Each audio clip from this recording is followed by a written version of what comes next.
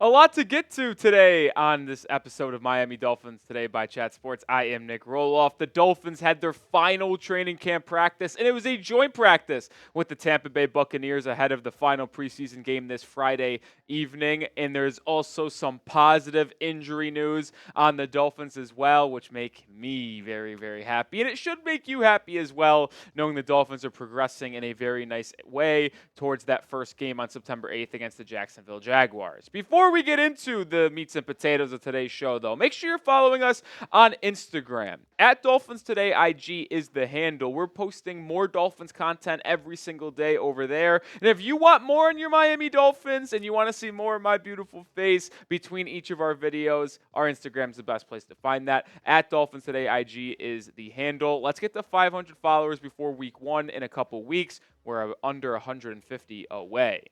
All right, the first news that we have to get to is actually this man right here, Tyreek Hill. I know a lot of Dolphins fans were very concerned after Hill was left out of practice on Tuesday with a little club on his hand. People were concerned. Is Hill injured? Is it serious? Is it anything that we have to be worried about? The best player in all of football, as voted on by the players this past month, could be missing time. But ultimately, not the case. Mike McDaniel actually joked about it at his press conference this morning, talking about how he just beat him in a big-time thumb war, and that's why Tyreek Hill's thumb was banged up. And if it was the regular season, there would be nothing. He could have practiced today if he wanted to, but was held out of team activities, which is completely fine by me, because with how good of a player and how special Tyreek Hill is, there is absolutely no need to force the issue in a joint practice because of a little thumb injury. Let's make sure those hands are perfectly fine so he could handle those darts from Tua Tagovailoa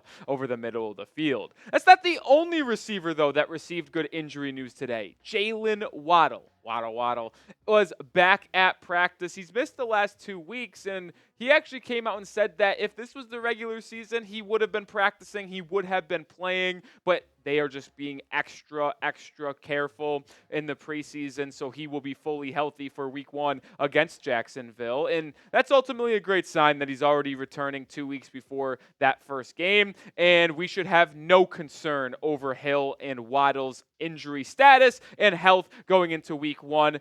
Miami, I know they're dealing with a lot of injuries, and we'll talk about some more of them coming up in just a second here in the receiver room, but at least their top 2 guys will look to be really in good shape heading into that first week of the NFL season.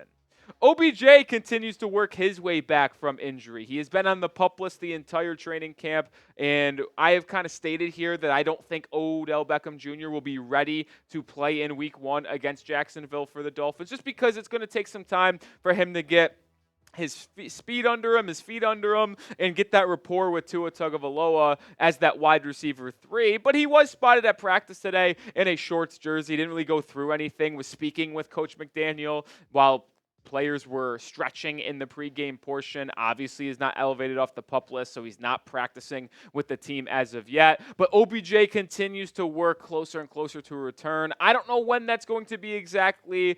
I hope that he doesn't start the year on IR. I don't think that will be the case. Maybe a week 2, a week 3 return for OBJ, or at least we should say a debut for the big-time wide receiver that the Dolphins signed a little bit after the NFL draft. Another wide receiver injury that we must talk about. Erik Ezukanma was really good in practice today, which we'll talk about more on the back half of today's show, but left a little bit, and reporters were noticing that he had a little bit of a limp at the end of practice. And this is horrible news, right? We already have Taj Washington out for the year. We have River Craycraft with a serious injury that is likely going to sideline him for the beginning of the NFL season, and he's going to start on IR. We cannot have Ezukanma also be injured here, and especially with Braxton Berrios not playing as well. Malik Washington, who I'm really high on, but he's only a 6th-round rookie here. Like, these 3 players are going to have to be the wide receiver 3 in week 1 for Miami, and they need to stay as healthy as possible. Ezukanma did tweet out after practice that he's feeling fine,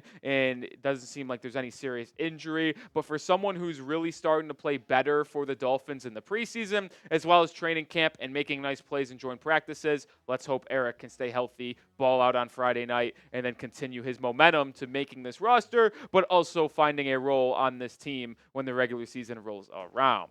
So we just went through four Dolphins injuries towards that wide receiver room. Let me know which wide receiver injury concerns you the most. It should not be Tyreek Hill or Jaylen Waddle to this point, but Ezukanma, River Craycraft, and Odell Beckham Jr. are seriously injured or at least potentially injured. Which one concerns you the most?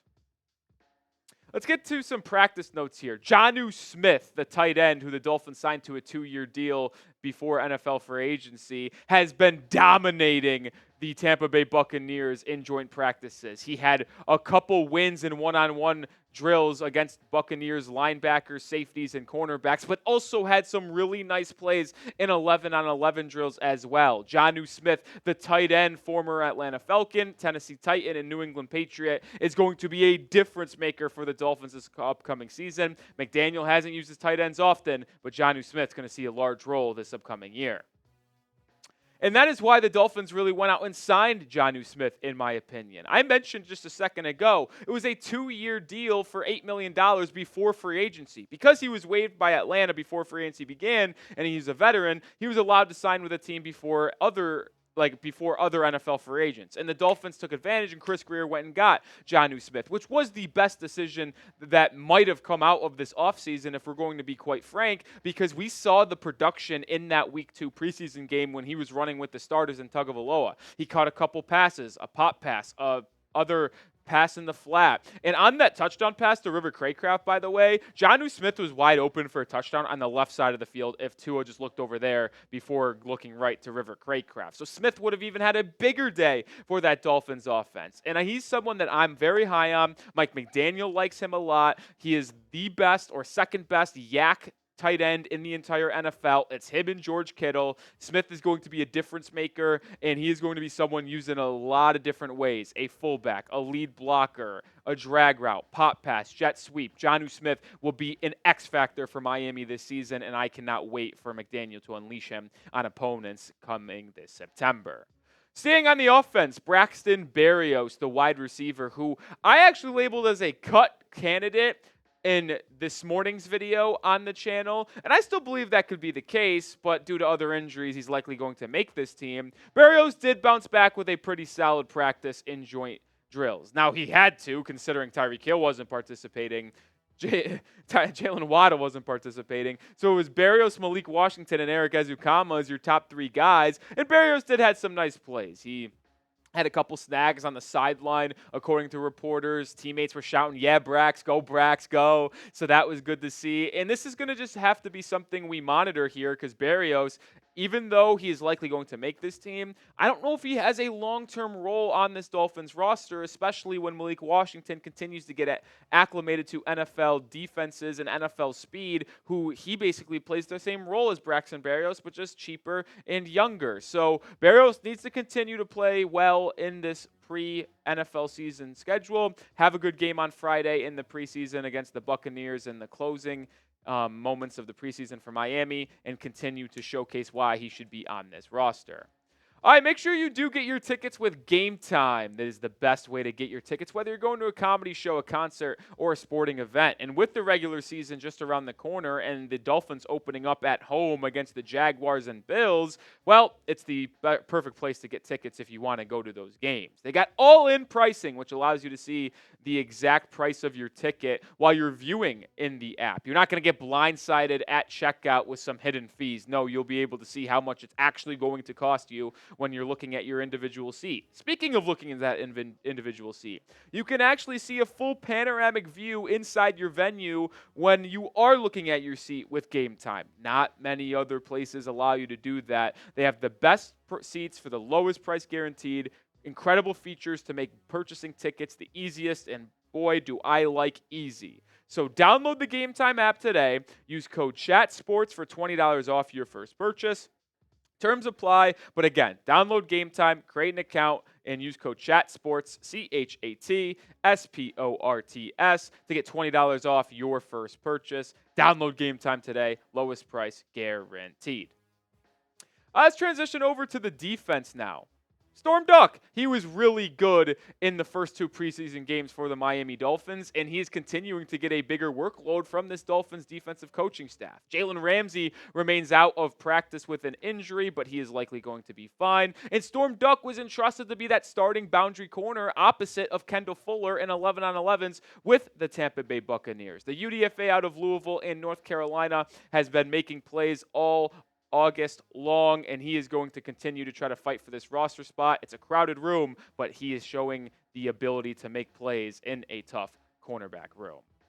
The Dolphins pass rush was also very active for the day, or today for the Miami Dolphins. There was a plethora of players making plays. Mohamed Kamara, the 5th-round pick out of Colorado State, had a big-time play that drove an offensive lineman into the quarterback's face and into his back. Chop Robinson had a nice rep against Tristan Wirfs. More on him coming up in just a second. Emmanuel Ogbah had a win and a sack. Calais Campbell had a win and a sack. Zach Sealer had a win and a sack. So the Dolphins pass rush was getting after Baker Mayfield and the other quarterbacks for the Tampa Bay Buccaneers, which is just music to my ears because we're going to continue to say this, and we've been saying this almost all offseason long and all training camp, that the Dolphins pass rush has been getting raving reviews from beat reporters, and we've seen it translate in the preseason games, yet Jalen Phillips and Bradley Chubb aren't even playing yet. And those are your 2 best edge rushers. So when you start getting those guys back into the mix with some of these other players making plays already, this Dolphins pass rush is going to be dominant this upcoming NFL season.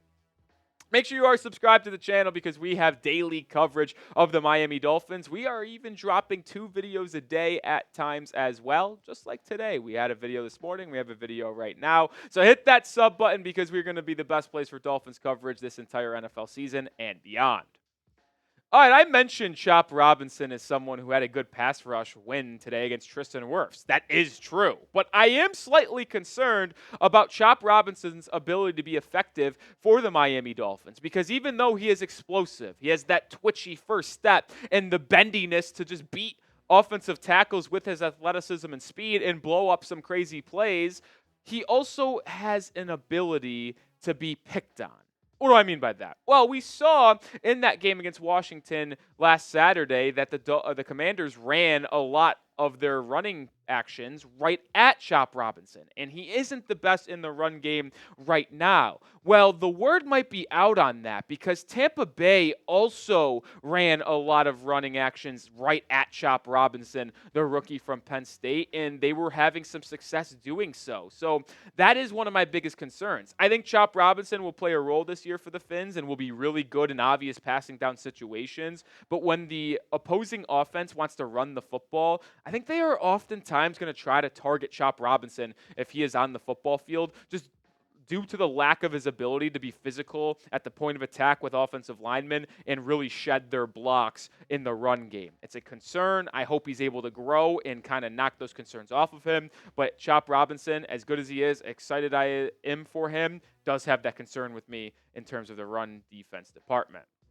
All right, next up, folks, Friday night against the Tampa Bay Buccaneers. We will be live for that game, so make sure you subscribe and join us for that. But this was the last practice that was available to the media in training camp because guess what? You're going to have weekend off after the preseason game, roster cutdown days next Tuesday, and we're really going to get things rolling towards the regular season here. So no more training camp. We've officially basically got through it, so hopefully we are ready for the season. I am, so hopefully you are. Which is why you need to be subscribed because we're going to have a ton of fun this upcoming season. Live for every game, live during the week as well, videos every single day, like we mentioned a little bit earlier. So hit that sub button. I'm Nic Rohloff. As always, folks, go Fins.